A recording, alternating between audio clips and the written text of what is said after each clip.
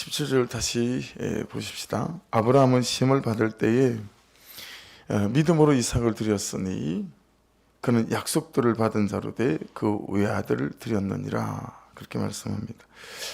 우리 신앙에서 이제 정말 어려운 부분인데요. 왜냐하면 하나님이 이삭에 대한 하나님의 약속을 바꾸셨기 때문이에요. 그렇잖아요. 하나님이 이삭에 대한 마음을 바꾸셨습니다. 하나님이 계획을 바꾸신 거죠. 뭐 이렇게 말하면 그렇지만 하나님이 이랬다 저랬다 하신 거예요. 예. 여러분은 그런 때가 없으시던가요? 하나님이 하신 하나님의 약속을 하나님이 바꾸실 때가 여러분 없으시던가요? 창세기 15장 4절 말씀에 보면 여호와의 말씀이 그에게 임하여 이르시되 아브라함에게 임하신 거예요. 그 사람이 내 상속자가 아니라 이스마엘이 상속자가 아니라는 거예요. 내 몸에서 날 자가 내 상속자가 되리라 하시고 5절 그를 이끌고 밖으로 나가 이르시되 하늘을 우러러 무뼈를 세울 수 있나 보라. 또 그에게 이르시되 내 자손이 이와 같으리라. 여러분 이스마엘 아니다. 또 이 종 아니다. 그래 놓고 그죠? 확정까지 시키잖아요. 바깥으로 데리고 나가셔서 하늘의 무뼈를 다 보게 하신 다음에 야, 저 셀 수 없는 별처럼 그렇게 네 손으로 태어난 네 속으로 태어난 그 이삭을 통해서 내가 이와 같이 민족을 열방을 세우고 할 것이다. 그렇게 약속하신 거잖아요. 이것이 아브라함에게 하나님이 말씀하신 이삭에 대한 하나님의 약속이었습니다. 근데 지금 하나님은 그 이삭을 죽여서 당신에게 제물로 바치라는 거예요. 아브라함이 고통스러운 건 참 많았겠지만 여러분 무엇보다도 백세에 얻은 이 아들을 죽여야 한다는 거, 그렇죠? 이게 정말 쉽지 않았을 거라고 봅니다. 그렇죠? 아브라함에게 하나님이 내가 너의 생명을 원한다. 그러니 너를 죽여서 나에게 제물로 바치라. 그랬으면 훨씬 더 쉽지 않았겠어요? 근데 하나님은 아브라함의 전부였던 이삭, 아브라함의 이유였던 삶의 목적이었던 이삭을 드리라 라고 하시는 거죠. 이 대목을 묵상하다가 당연히 그렇지만 감히 비교조차도 하면 욕먹을 일이지만 참 나는 아브라함이 절대 될 수 없겠구나 인정이 되는 거죠. 인생의 중요한 길목마다 하나님께서 여러분에게 여러분의 이삭을 요구할 때가 없으시던가요? 전체 인생의 중요한 길목마다 하나님께서 저의 이삭을 요구할 때가 항상 있었던 것 같아요. 그런데 여러분은 어떠신지 모르지만 항상 저의 이삭은 저 자신이었습니다.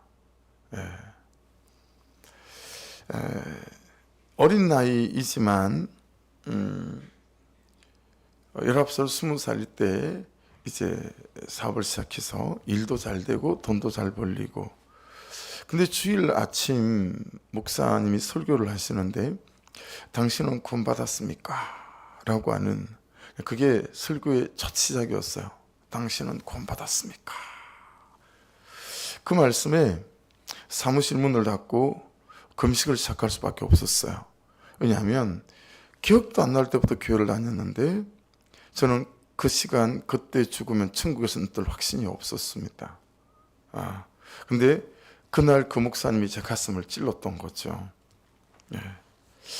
금식하고 몇 날을, 그리고 새벽을 깨우다가 한 줄기 빛과 너는 주의 종이니라 이는 음성으로 처음으로 인격적인 하나님을 만난 거예요. 다른 생각은 아무것도 없고, 야, 내가 구원의 확신이냐 확 들어오는 거죠. 그때 제가 하나님을 인격적으로 처음 만났던 날이었습니다. 한 1년쯤 지났는데요, 우연한 기회에 큰형수님은 우리 집안에 믿음을 시작하신 분이시고, 그리고 육신적으로도 어머니 같은 분이고 영적으로도 어머니 같은 분이시죠. 그냥 큰형수님하고 우연히 대화를 나누다가 큰형수님이 저희 구원의 확신을 물으셨어요. 삼촌은 지금 죽어도 천국에서 늘 구원의 확신이 있어? 그래서 제가 벌써 그렇게 1년이 지났잖아요. 그럼요 형수님. 너무 확신에 찬 제 대답에 삼촌은 언제 구원의 확신을 가지게 됐냐고 물어보시는 거예요. 그래서 1년 전에 일어났던 일을 그냥 이렇게 나누었어요. 그랬더니 저를 쳐다보는 형수님 눈빛이 예사롭지가 않은 거예요. 그리고 한 달 보름 정도가 지났을 때인데 형수님이 저를 불렀어요. 큰 형수님 호출하면, 큰 형수님은 마산에서 살았고 저는 그때 진주에서 살았거든요.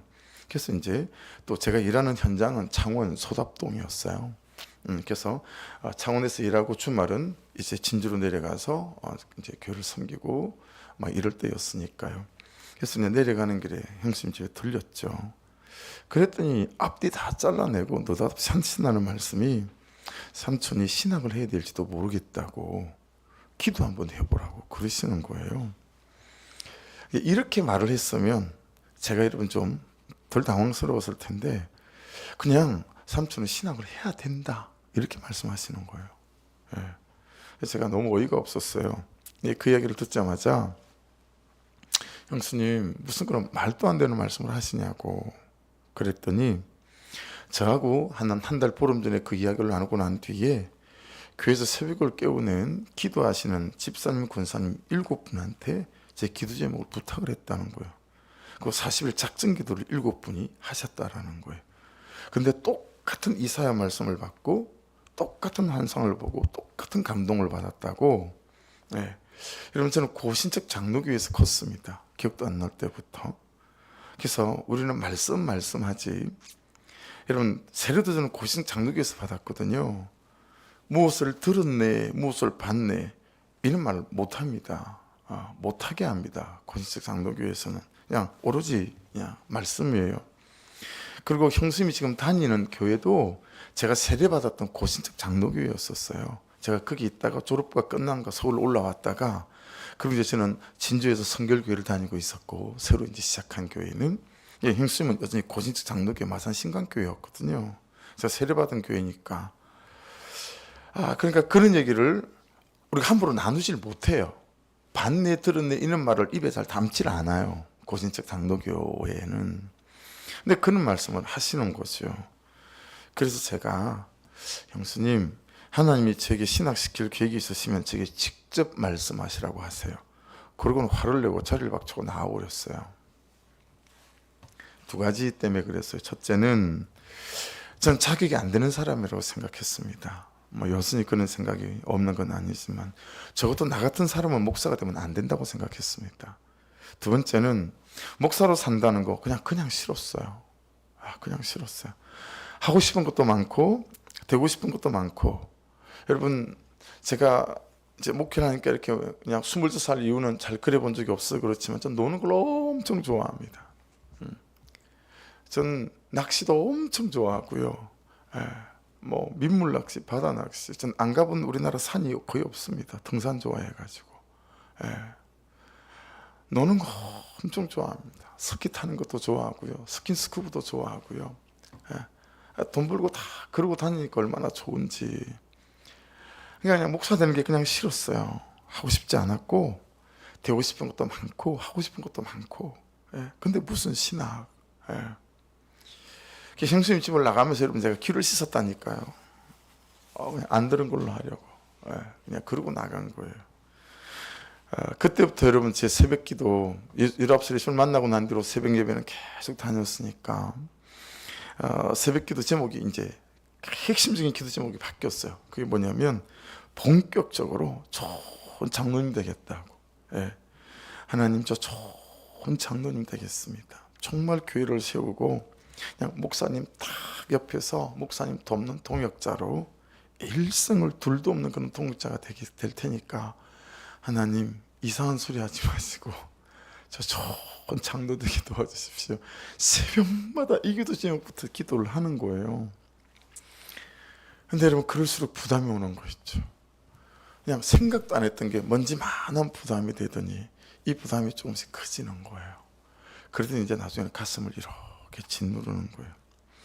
보세요, 여러분. 아브라함은요, 창세기 22장 2절로 5절까지인데, 여호와께서 이르시되 내 아들 내 사랑하는 독자 이삭을 데리고 모리아 땅으로 가서 내가 내게 일러준 한 산 거기서 그를 번제로 드리라. 3절 아브라함이 아침에 일찍 일어나 나귀 안장을 지우고 두 손과 그의 아들 이삭을 데리고 번제에 쓸 나무를 쪼개어 가지고 떠나 하나님이 자기에게 일러주신 곳으로 가더니, 그날 저녁에 말씀하셨고 그 다음날 아침 일찍 일어나서 출발한 거예요. 여러분 어떠세요? 이루고 사세요? 아브라함은 그 다음날 바로 새벽까지 순종을 하잖아요. 저는 4년 반이 걸렸어요. 19살 예수님을 만나고 매년 하던 것이 1년에 2번, 여름에 한 번 성경 통독 수련회를 가고 겨울에 한 번 성경 통독 수련회를 꼭 다녔어요. 이게 일주일 하거든요. 5시간씩 자면 창세기부터 요한계시록까지 역대상하 11개 상하가 겹치기 때문에 그 두 권 중 하나를 빼고 시편 빼고 그렇게 하면 창세기부터 요한계시록까지를 다 읽어요. 밥 먹는 시간 아침 30분, 점심 30분, 저녁 30분 그렇게 하고 하루 5시간씩만 자면 그렇게 운영을 해요. 그럼 이제 창세기부터 요한계시록까지를 다 통독을 하거든요. 여름에 한번 8월 달에 꼭 지리산 중턱에서 했는데 노우호 목사님이라는 분이 우리나라에서 성경 통독을 가장 먼저 시작한 분이세요. 그리고 이제 겨울에 가서 한번 하고 그걸 꼭 했어요. 25살 되던 해에 8월 여름에 그때는 군대에 있을 때예요. 근데 이제 제가 감찰부에 있으니까 사단장님에게 백지 휴가서를 받았거든요. 그래서 이 통독 수련에 맞춰서 휴가를 받아서 이제 가 있었어요. 사도행전을 읽기 전에 노우 목사님이 사도행전에 대한 성경에 없는 이런저런 재밌는 비하인드 스토리 있죠. 뒷얘기, 구전대에 내려오는 그런 말씀들 이렇게 이제 막 계속 읽어가니까 지겨우니까 이제 그런 말씀을 해주시는 거예요. 이제 사도행전을 잘 이해하라고. 예수님이 부활하신 다음에 성천하시기 직전에 새로 뽑은 마띠아까지 12제자를 모아놓고 제비뽑기를 한 거예요. 무슨 제비뽑기를 한 거냐면 어디 선교지로 갈 건지 제비뽑기를 했다는 거죠. 근데 덜컥 도마가 인도가 걸린 거예요. 근데 그 순간부터 도마가 예수님을 쫄쫄쫄쫄 바지깽이를 붙잡고 쫓아다니면서 예수님 도대체 인도가 어디예요? 듣도 못한 나라. 저 인도는 못 갑니다. 저 인도는 안 갑니다. 예, 저 선교지 바꿔주세요. 다른 데는 어떤 나라도 제가 다 갈 테니까 인도만큼 못 갑니다. 도마가 얼마나 기차게 구는지 여러분, 예수님이 인도로 가는 무역선에다가 팔다시피 그렇게 팔아버렸다는 거예요. 그냥 보냈다는 거예요. 근데 도마가 인도로 가는 중에 다시 회심을 한 거예요. 그래서 여러분, 도마가 인도에서 선교하다가 죽지 않았겠어요? 그래서 여러분이 잘 아는 인도 그 타지마할묘 있잖아요. 우리는 궁전인 줄 알았잖아요. 알고 봤던 게 왕비의 무덤이잖아요. 그 뭐 예쁜 그 궁전 같이 보이는 그 타지마할 그 궁전 그 묘 옆에 가면 지금도 도마의 순교한 무덤이 있어요. 그렇게 도마가 인도에서 순교를 했다라는 거예요. 평범한 얘기죠. 너무 평범한 얘기잖아요. 한 400명이 모여 앉아서 하는데 제가 중간쯤 앉았어요. 중간쯤에 조혜정 권사님 자리에 앉았는데 내가 통곡을 하고 울었어요. 그냥 울음이 터져 나왔어요. 왜 그랬냐면 그 이야기를 듣고 제가 왜 이렇게 울었냐면 도마가 다른 데는 다 가도 인도는 안 갑니다. 인도는 못 갑니다. 그렇게 한 그 말이 제가 4년 반 동안 새벽 기도할 때마다 제가 한 기도 제목하고 똑같은 거예요. 하나님, 저 다른 건 다 해요. 좋은 장로 되겠다니까요. 근데 저 신앙만큼은 못합니다. 이게 4년 반 동안 제 새벽 예배 기도 제목이었어요. 근데 그 얘기를 도마가 똑같이 한 거 있죠. 하나님, 저 다른 건 다 합니다. 똥을 퍼도 괜찮고 쓰레기를 주워도 괜찮고 무엇이라도 합니다. 하지만 신학은 아닙니다. 저 목사 못합니다. 좋은 장로 되겠습니다. 이러고 4년 반을 그 짓누르는 부담을 가지고 도망을 다닌 거예요. 제가 그날 신학을 하기로 결정을 했습니다. 두 손 두 발 다 들고 항복했죠. 하나님, 정말 제가 주제도 안 되는데 그래도 쓰시겠다면 해볼게요. 그리고 이제 결정을 한 날이었습니다. 그렇게 저의 이삭은 제 자신이었습니다. 죄를 드리기가 너무 아까운 거예요. 저를 바치기가 너무 아까웠던 거죠. 근데 여러분 사실 지금도 예외는 아닌 것 같아요. 지금도 저희 이삭은 제 자신일 때가 되게 많습니다. 제가 너무 아까워요. 그래서 자존심 때문에 그는 나보다 옳도다가 말처럼 쉽지 않고 들을 말을 들었습니다는 너무너무 은혜가 필요하고 심지어 하나님의 구속산에 산다고 말하면서 있을 일이 있었습니다라고 인정하는 것이 여간 마음이 부대끼지 않아요. 여러분은 잘 되세요? 이런 일이 툭 터지고 저런 일이 툭 터질 때 그래도 열심히 한 것 같은데 왜 이런 일이 터지고 저런 일이 터지나, 그럴 때에 여러분 참 마음이 부대끼는 거예요. 있을 일이 있었습니다. 이게 마음이 부대끼는 거예요. 하나님의 구속산에 산다고 말하면서 말이죠. 이 힘든 일을 만난 것을, 이 힘든 사람을 만난 것을 하나님의 구속산에서 하나님의 세팅입니다. 있을 일이 있었습니다. 이 말하는 게 짜증이 나는 거죠. 인생의 중요한 길목마다 하나님은 저 이삭을 요구하셨고 그럴 때마다 저 이삭은 저 자신일 때가 너무 많았습니다. 요즘 여러분의 이삭은 무엇입니까? 요즘 하나님은 여러분의 어떤 이삭을 요구하십니까? 어떠세요? 아브라함처럼 일찍 일어나서 순종하십니까? 아니면 저처럼 도망을 다니다 시간만 낭비하고 있지는 않으십니까? 순종에 그리 많은 시간이 걸리는 혹시 저와 같은 삶을 여러분도 혹시 살고 있지는 않으십니까? 혹시 요즘 하나님이 아브라함에게 그러하신 것처럼 여러분에게 하나님이 하신 하나님의 약속을 명령으로 바꾸시고 있는 타이밍은 아니십니까? 저는 약속을 받은 자로 돼 그 독생자를 드렸느니라. 하나님께서요 아브라함에게 독생자 이삭을 바치라고 명하셨을 때 정말 이겨내기 어려운 혹독한 시험이었을 거라고 봅니다. 그렇죠? 왜냐하면 하나님께서 그에게 수많은 자손을 허락해 주신다는 약속의 성취 여부가 이삭의 생명에 달려 있었기 때문이다 라고 하는 것입니다. 이삭이 살아있어야 그 다음이 있는데 약속을 해놓으시고는 이삭을 죽이라는 거예요. 여러분 보세요. 첫째는 아버지여서 말로 설명이 안 되는 갈등과 고통이 있었겠죠. 생각하기도 싫은 갈등이고 절대로 내 인생에서는 마주하기 싫은 그런 선택 아니었겠어요? 여러분 두 번째는 모순에 대한 갈등이 있었을 거라고 봐요. 그렇지 않을까요? 약속을 하신 분도 하나님이고 그 약속을 깨는 분도 하나님이고 아브라함 입장에서는 핑계거리가 충분하고 충분히 아니요 하고 피해가고 도망갈 수 있을 만한 필요 조건이 다 충분하게 채워졌다라고 하는 것입니다. 우리는 여러분 이럴 때를 만나면 아주 능수능란합니다. 여러분 그렇지 않으세요? 자주 하는 선택이라 익숙하고 기술적인 완성도도 굉장히 높은 것 같아요. 언제나 내가 편한 쪽으로 선택을 하는 거죠. 언제나 내가 손해를 덜 보는 쪽으로 우리는 선택을 합니다.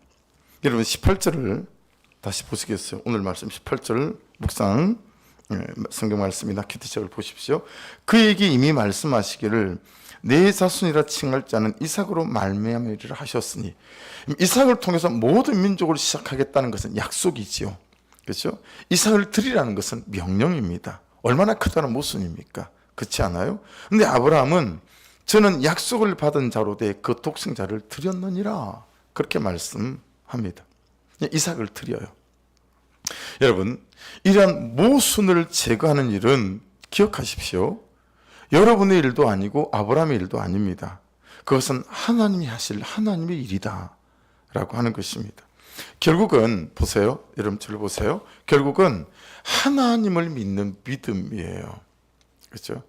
여러분 이런 모순이 우리 가운데 빈번하지 않아요? 그에게 순종하래요. 그렇죠? 그래서 순종했어요. 그럼 여러분 순종하는 세월이 한 달이 아니고 6개월이 아니고 1년이 넘어가는데 그럼 그도 뭔가 달라진 기미가 보이지 않아야겠어요? 근데 아무 일도 일어나지 않는 거죠. 하라고 해서 하는데 아무 일도 일어나지 않으면 이것도 이런 모순이고 갈등이고 우리 가운데 어려움 아니겠습니까? 그렇잖아요? 그렇기 때문에 결국은 뭐냐면 하나님을 믿는 믿음이고 말씀을 믿는 믿음입니다. 할렐루야. 말씀 따라 살면 말씀대로 하나님이 하실 것을 믿는 그 믿음으로 여러분 우리는 변하지 않은 현실을 이겨나가기를 주의 이름으로 축복합니다. 결국은 말씀을 따라 살면 말씀대로 될 것이라는 이 말씀을 믿는 믿음이다라고 하는 거예요. 그래서 내가 할 일은 뭐예요? 나를 항상 은혜로 채우는 일입니다. 다시요. 내가 할 일은 나를 항상 은혜로 채우는 일입니다. 자, 제가 하겠습니다. 내가 할 일은 하고 하면 여러분은 나를 항상 은혜로 채우는 일입니다 라고 대답하십시오. 내가 할 일은 할렐루야. 여러분 하나님을 믿는 믿음은 은혜 안에서만 작동하기 때문에 그렇습니다. 네. 은혜가 없으면 말씀은 지푸라기 같습니다. 은혜가 있으면 말씀이 하나님이 됩니다. 할렐루야. 그래서 은혜는 옵션이 아니에요. 있어도 되고 안 있어도 되는 게 아닙니다. 은혜는 필수입니다. 여러분 은혜는요 공기 같은 거예요. 없으면 죽는 거. 은혜는 심장이에요. 뛰지 않으면 몸이 죽잖아요. 그렇죠? 심장이 안 뛰면 죽듯이 은혜가 없으면 모순을 감당할 길이 없어요. 그렇죠? 공기처럼 은혜가 없으면 말도 안 되는 현실에서 말씀을 따라 그는 나보다 옳습니다 하며 순종할 수가 없습니다. 여러분 요 큐티책에 있는 많은 이 묵상 간증자를 보시고 우리 교회도 간증자를 보십시오. 여러분 우리 교회 두 분이나 오셨던 그 평원지기 권사님 이름이 생각이 안 나네. 갑자기 이름 생각이 안 나네. 여러분 우리가 그분 묵상 간증 나눴을 때 성도들한테 가장 많이 있는 피드백이 뭐였냐면 자기의 삶과 너무 멀리 있다는 거예요. 한 걸음만 그분의 삶이 앞에 있으면 좋겠는데 너무 멀리 있다는 거예요. 세상에 남편이 20몇 년 동안 바람을 계속 피고 주구장창 대놓고 못 배운 사람도 아니고 이 사람 미국 유학 가가지고 이 권사님 학위 받아온 사람 아닙니까? 그렇죠? 아들은 그 아파트에서 밤 10시, 밤 11시에 막 아파트 베란다 유리창을 막 깨면서 깨놓고 그래서 뛰어내린다 그러고 이런 세월이 1년이든 3년이 아니잖아요. 여러분 과연 은혜가 없으면 이는 모순되는 현실에서 순종할 수가 있겠냐고요. 근데 이번에 목세 갔을 때 야 이분이 거기서도 되게 고참이고 그런 분이기 때문에 여러분 수요일 날 밤에 묵상 간증할 때 이분은 안 나오세요. 근데 마지막 간증자로 이분이 나왔어요. 근데 그분이 뭐라 그러셨냐면 남편이 돌아오고 아이들이 다 돌아온 거예요. 우리 교회 왔다 간 그 어간에 여러분 말씀을 따라 순종하고 사시면 결국에는 그 말씀을 믿는 그 믿음의 결국이 말씀대로 우리를 인도해 가실 줄로 믿습니다. 그래서 은혜가 있어야 돼요. 그래야 그 은혜가 있어야 그 은혜 안에서 우리의 믿음이 작동하기 때문에 그렇습니다. 여러분 은혜를 나는 나의 은행 계좌 재정 말고 믿음의 계좌 은혜의 계좌를 잘 살피는 사람인가 진단이 되는가 어떠세요? 여러분은 여러분 안에 내가 은혜가 있다 없다 진단이 됐어요? 청진기를 갖다 들이대시면 내가 은혜가 많이 떨어졌는데 그래서 그 은혜가 진단이 나오세요? 여러분 은혜를 구하는 사람은요 내 심령에 이 은혜의 계좌가 피어가는 것도 알고요 심령의 믿음의 계좌를 채워야 한다는 것도 압니다. 하지만 믿음을 구하지 않는 사람은 믿음의 계좌에 은혜의 계좌에 이게 은혜가 있는지 믿음이 있는지 이거 몰라요. 체킹이 안 돼요. 그래서 항상 힘이 들고 맨날 불평하는 거예요. 그러니 옳고 그름밖에 안 됩니다. 판단 외에는 할 게 없는 거예요. 하지만 믿음의 계좌에 은혜가 가득하면 분별이 됩니다. 아, 내가 은혜가 없기 때문이구나 라고 분별되어지지 이 인간이고 이 현실 때문이구나 여기로 잘 접근이 되지 않죠. 여러분 분별이 되면 믿어지는 것이 됩니다. 분별이 되면 19절을 보시겠어요? 그가 하나님이 능히 이삭을 죽은 자 가운데서 다시 살리실 줄로 생각한지라 비유컨대 그를 죽은 자 가운데서 도로 받은 것이니라. 다시 보십시오. 그가 하나님이 능히 이삭을 죽은 자 가운데서 다시 살리실 줄로 생각한지라. 무슨 말입니까? 아브라함 안에 있는 은혜가 하나님을 하나님으로 인정할 수 있는 믿음이 있게 했다라는 거예요. 예. 아브라함은 그 믿음으로 이삭을 올려드리기 전에 하나님을 올려드린 거예요. 하나님은 하나님이십니다. 하나님은 하나님이 하십니다. 이해되시죠? 내가 이삭을 드려도 하나님은 하나님께서 하나님의 일을 하실 줄로 이 아브라함은 믿는 거예요. 이게 되어지는 거예요. 이게 뭐예요? 하나님에 대한 확신입니다. 할렐루야. 하나님을 믿는 확신입니다. 그렇죠? 모든 것을 참으며 모든 것을 믿으며 모든 것을 바라며 모든 것을 견디느니라. 이거 제가 참 좋아하는 고린도 13장 7절 말씀입니다. 모든 것을 참고 모든 것을 믿으며 모든 것을 바라며 모든 것을 견딘다라고 하는 거. 왜 그럴 수 있어요? 하나님에 대한 확신 때문에 그런 거예요. 하나님을 믿는 확신 때문에 모든 것을 참고요, 모든 것을 믿고요, 모든 것을 바라고 모든 것을 견디는 거예요. 울지만, 아프지만, 힘이 들지만, 여러분, 이게 하나님에 대한 확신이에요. 그리스도인의 힘은 여기에서 나옵니다. 할렐루야. 세상을 사는 망가진 능력도 여기에서 나옵니다. 하나님에 대한 확신, 하나님을 믿는 확신. 할렐루야. 모든 힘이 여기서 나오는 거예요. 너희는 창세기 22장 5절이에요. 너희는 나귀와 함께 여기서 기다리라. 여러분, 종들하고요, 그리고 나귀에 짐 실리고요, 이삭 데리고요, 모리아 산으로 막 가는 거예요. 근데 여러분, 말씀을 보면 바로 모리아 산 밑이 아니에요. 저만치 모리아 산이 보이니까 몇 킬로 뒤에서 걸음을 멈췄어요, 아브라함이. 그리고는 나귀 위에 실렸던 그런 짐을 이삭을 지게 만들어요. 그리고는 종들한테 복수로 돼 있으니까 너희들 여기 있구라, 가서 예배하고 오마. 그리고 여러분 데리고 가는 거예요, 이삭을. 근데 이 말씀을 잘 읽어드리니까 잘 들어보세요. 창세기 22장 5절인데요. 너희는 나귀와 함께 여기서 기다리라. 내가 아이와 함께 가서 경배하고 우리가 너희에게로 돌아오리라. 이 뭔 얘기예요 지금? 앞뒤 맥락이 안 맞잖아요. 이삭을 드리러 지금 아브라함이 가는 거예요. 그리고 밥 위에 올려놓고 묶어서 칼로 내리치잖아요. 그렇게 할 작정을 가지고 가는 아브라함이 너희는 나귀와 함께 여기서 기다리라. 내가 아이와 함께 가서 경배하고 우리가 너에게로 돌아오리라. 다시 이삭하고 돌아오겠다라는 거예요. 이 진짜 이렇게 말했나? 원어 성경을 다시 살폈어요. 살펴보니 우리가란 단어가 원어 성경에는 없어요. 이건 번역하면서 편의를 위해서 집어넣었어요.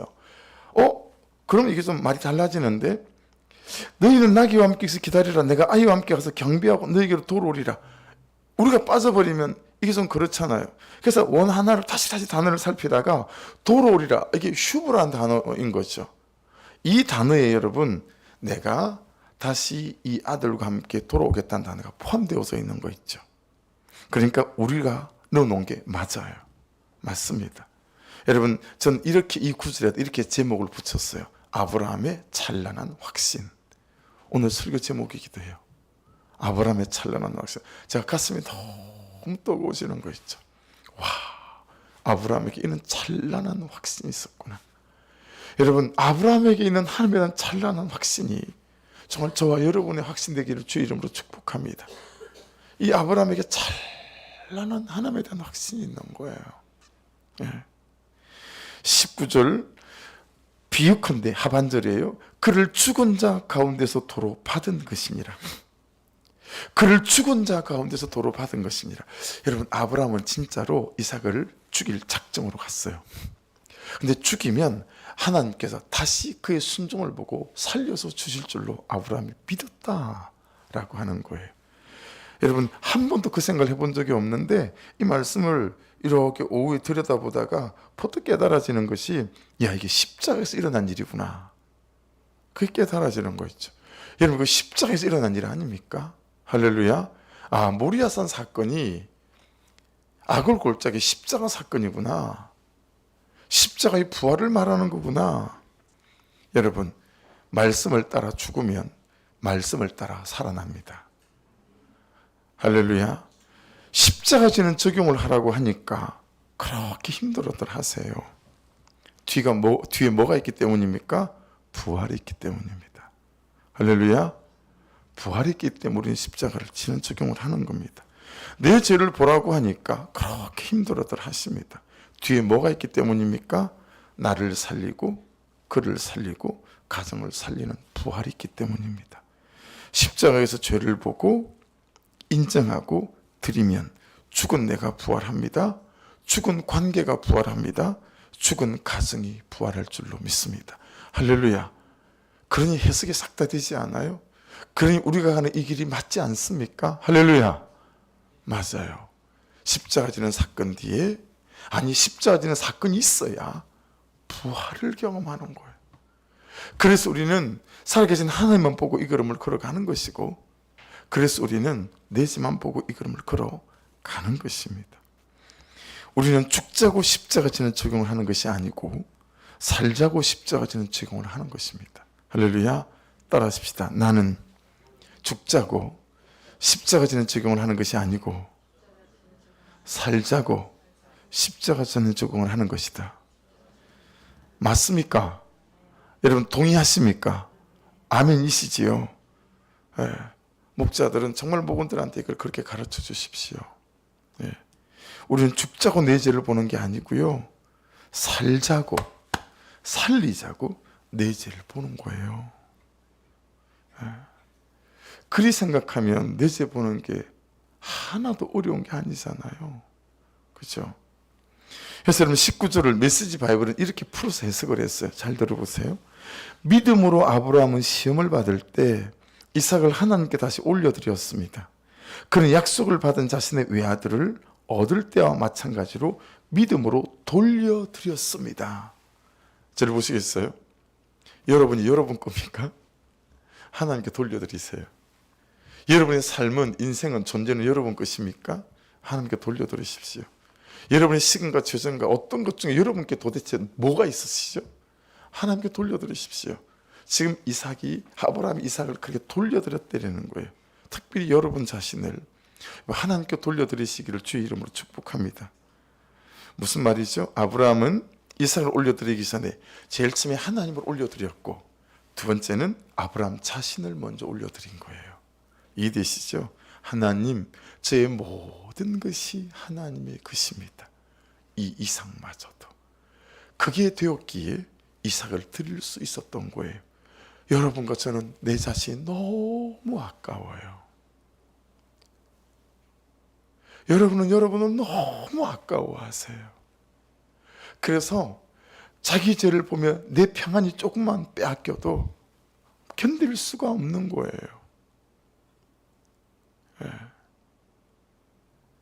십자가 지는 적용하면 내가 고생하는 것 같아 견딜 수가 없는 거예요.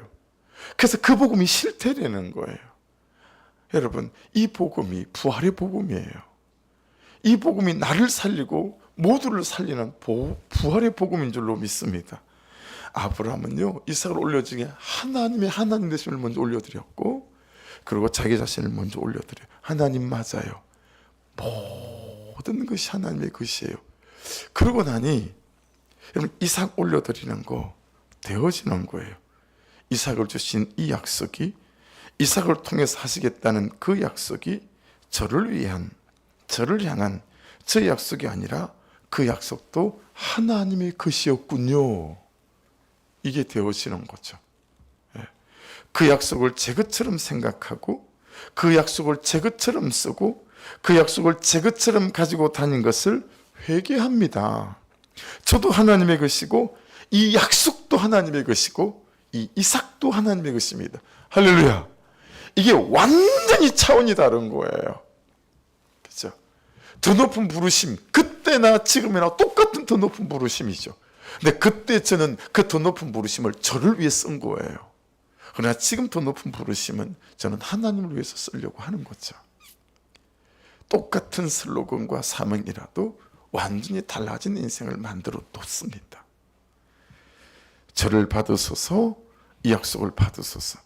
여러분, 아브라함은 이삭을 올려놓고 저는 이렇게 기도했을 것 같아요. 하나님, 저를 받으세요. 제가 다 하나님 거예요. 그리고 하나님 제게 해주신 그 약속을 받으세요. 이 약속 또한 다 하나님의 것이에요. 여러분에게 있는 모든 약속이 하나님의 것이기에, 그래서 바치라 하는 이 명령은 절대 모순이 아니다 라고 하는 것이 되어지는 것입니다. 마지막 오늘 큐티했던 26절을 보고 말씀을 마치면 26절을 보십시오. 그리스도를 위하여 받는 수모를 애굽의 모든 보화보다 더 큰 재물로 여겼으니 이는 상 주심을 바라봄이라. 여러분 그 제일 뒤에 이는 상 주심을 바라봄이라, 거기 좀 밑줄을 그어 놓으시면 여기에 바라봄은 무슨 뜻이냐면 여러분, 하나님의 얼굴의 안색을 살폈다 이런 뜻입니다. 하나님의 얼굴의 안색을 살폈다. 감히 하나님의 얼굴의 안색을 살피는 것을 눈치라고 말하면 좀 경박스럽지만 우리가 좀 이해하기 편하기 위해서 나는 누구의 눈치를 보고 사는가? 나는 무엇의 눈치를 보고 사는가? 나는 무엇 때문에 기분이 좋고 무엇 때문에 기분이 나쁜가? 나는 무엇 때문에 사람이 살맛이 나고 무엇 때문에 죽을 맛인가? 여러분 딱히 남편이 무서워서 하기보다, 딱히 아내가 무서워라 하기보다 그냥 결혼해서 사니까 그냥 어쩔 수 없이 영향을 많이 받는 사람이다 보니 서로가, 그죠?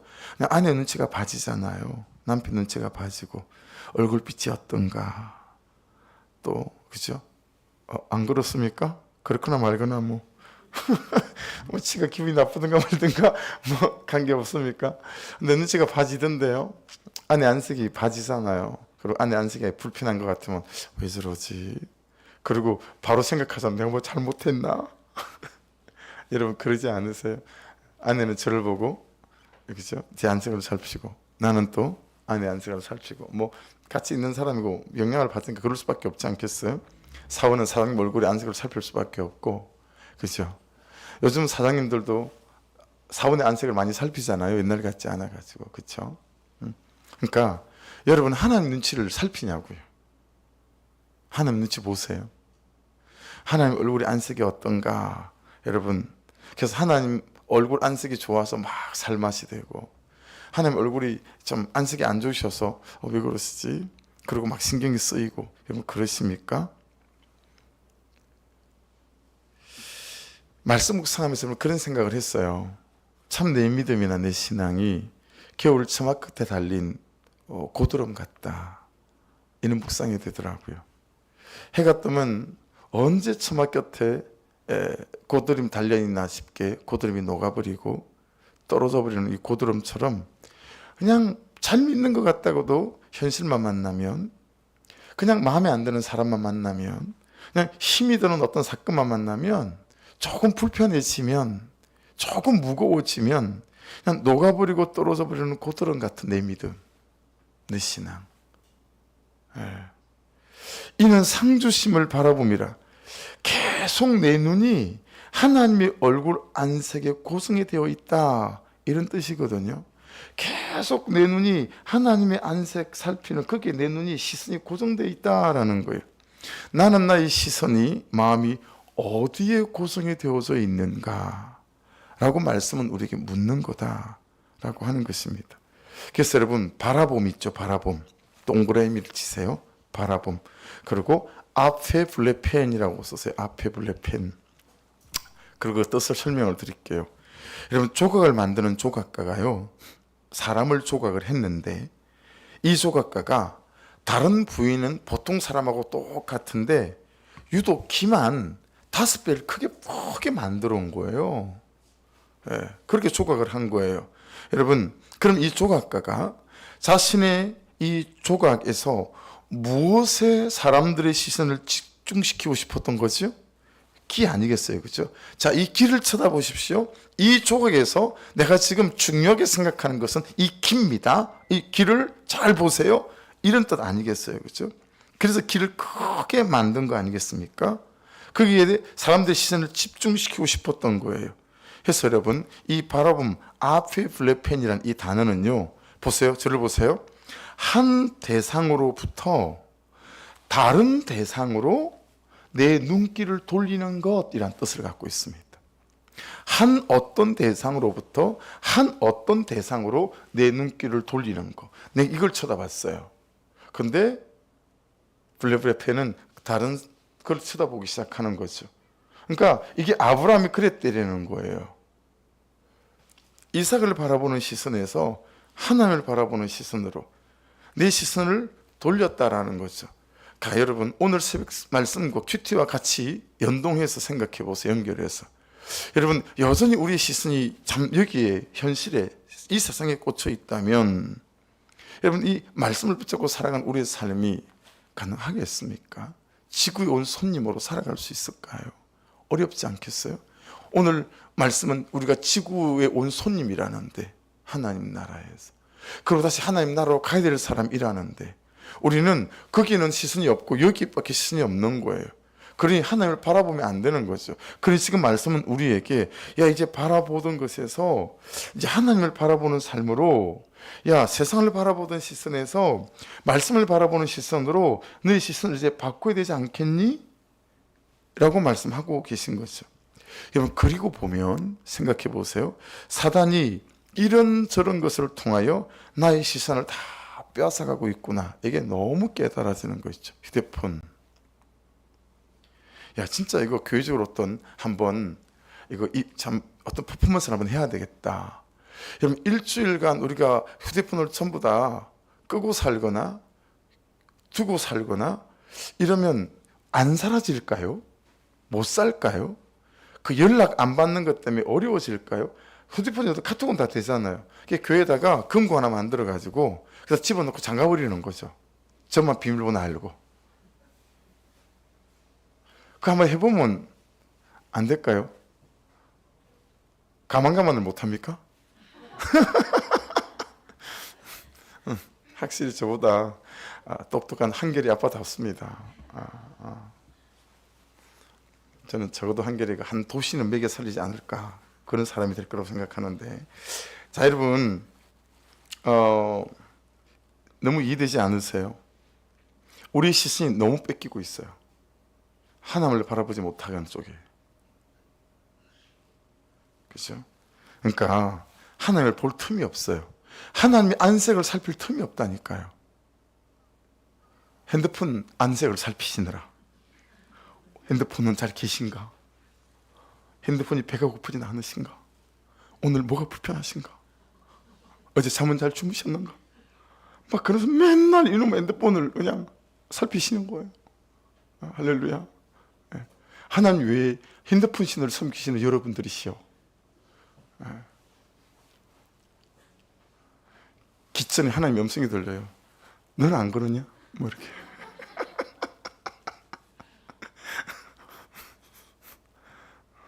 대답 좀 해보세요. 진짜 이거 어떡할 거예요? 이거 어떡할 거예요? 뭘 좀 결단으로 해야 되지 않을까요? 시선을 다, 이게 큰 전쟁이구나. 이게 시선 전쟁이, 이 시선 전쟁이라는 말을 제가 썼어요.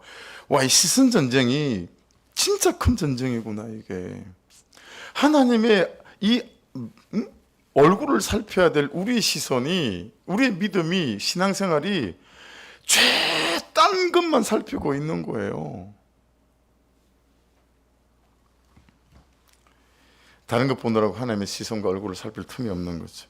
문제에서 하나님께 시선을 돌릴 때, 안 되는 현실에서 살아계신 하나님께 시선을 돌릴 때, 안 되는 나, 안 되는 그에게서 그렇게 하실 하나님께 시선을 돌릴 때가 되어진 줄 믿습니다. 그때 우리는 감당할 수 있습니다. 그때 우리는 감당해냅니다. 언제요? 하나님께 시선을 돌리면 감당해낼 수 있습니다. 아멘이시죠? 다시 기회를 드릴게요.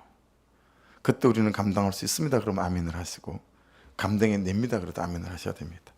여러분, 안 되는 나, 안 되는 그에게서 하나님께 시선을 돌릴 때 그때 우리는 감당할 수 있습니다. 감당해냅니다.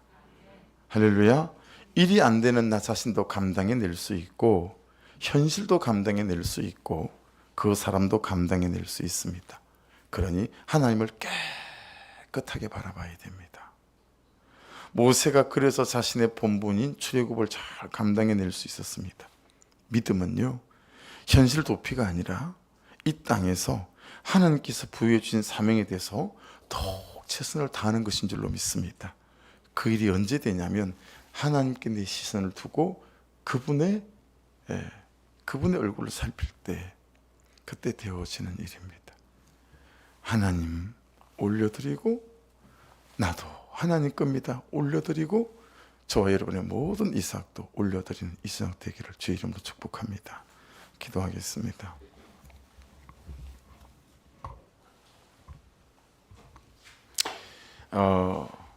설교를 잘했어가 아니라 우리가 붙잡아야 될 메시지들이 있기 때문에요.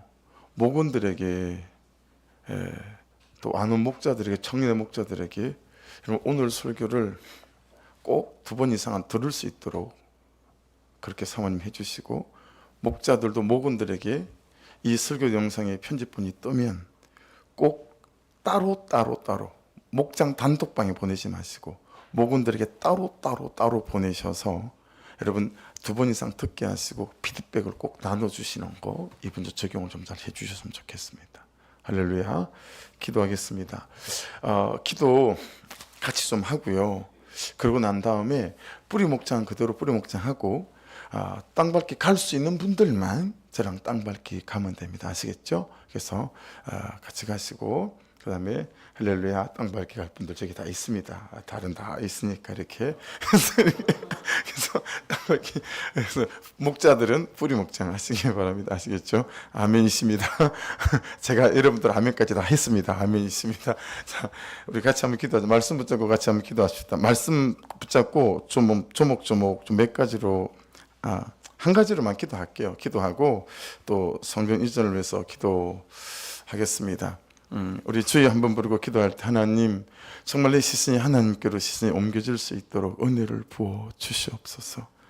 아버지 그때 감당할 수 있다고 말씀하시는데 아버지 저의 이삭, 저라는 이삭 정말 하나님께 올려드리는 아버지가 결단 있게 도와주십시오. 내가 너무 아깝습니다. 그래서 저처럼 4년 반 동안이나 하나님 우리 교회 성도들은 절대로 세월을 허송하는 일들 생기지 않고 아브라함처럼 말씀하시면 그 다음날 아침 일찍이 아버지 하나님 나를 죽게 올려드리는 모든 것이 주의 것입니다. 아버지 하나님 이는 내어드림이 이는 헌신 이는 충성이 있도록 은혜를 베풀어 주옵소서. 우리 주여 한번 보러 같이 기도드립니다. 주여 아버지